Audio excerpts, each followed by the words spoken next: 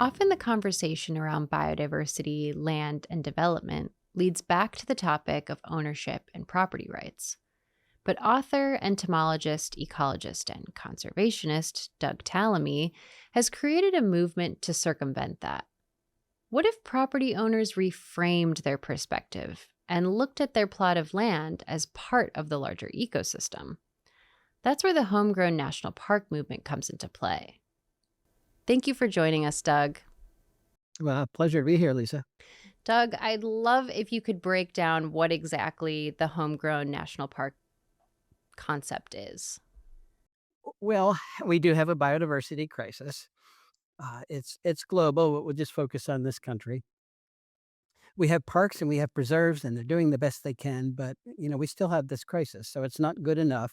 What we need to do is start to practice conservation outside of parks and preserves. That, of course, is on private property. It's where we live, we work, we play, we shop.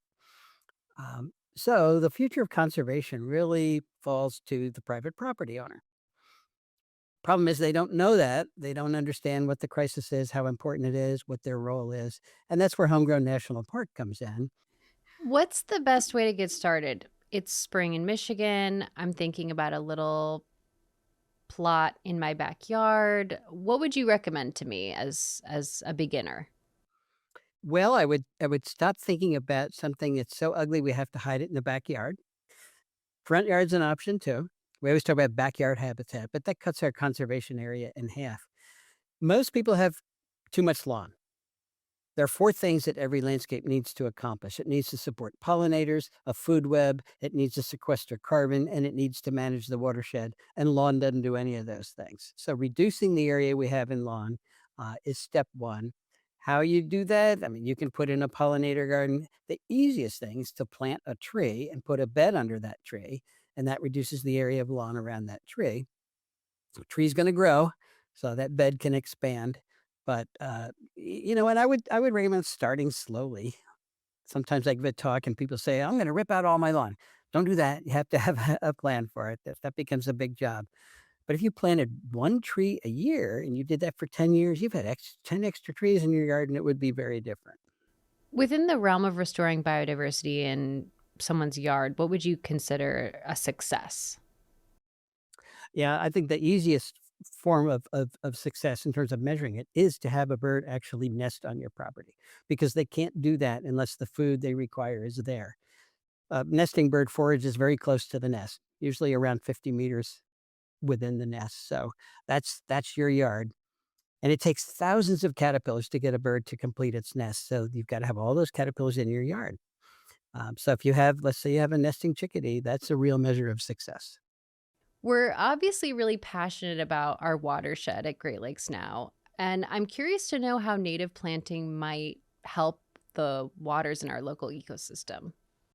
Well, again, let's go back to that lawn. We've got 44 million acres of lawn in this country, and much of it is around the Great Lakes region. When you have a storm event, most of that water runs off, and it takes the fertilizer and the pesticides and the herbicides that we put on our lawns with it into the Great Lakes. So getting any kind of planting instead of lawn is going to help the watershed. But if you're going to put plants in your yard, why not do plants that do everything?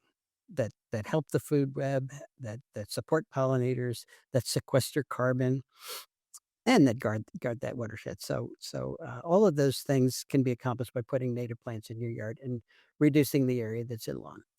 Big trees, of course, have big root systems that hold the topsoil. They absorb tons and tons of water, believe it or not, before it even gets to the groundwater. So getting the trees back is a big part of it.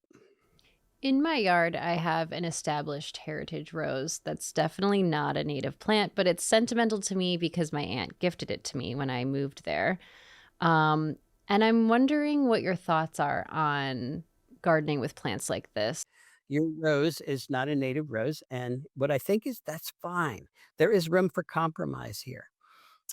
We did a study with chickadees in the suburbs of Washington, D.C., and it turned out that if you had 70% of your plant biomass native, you could support a family of chickadees on that property. But that leaves 30% of plants that didn't have to be native. They weren't required to support that chickadee. That's where your rose comes in. That's where your crepe myrtle.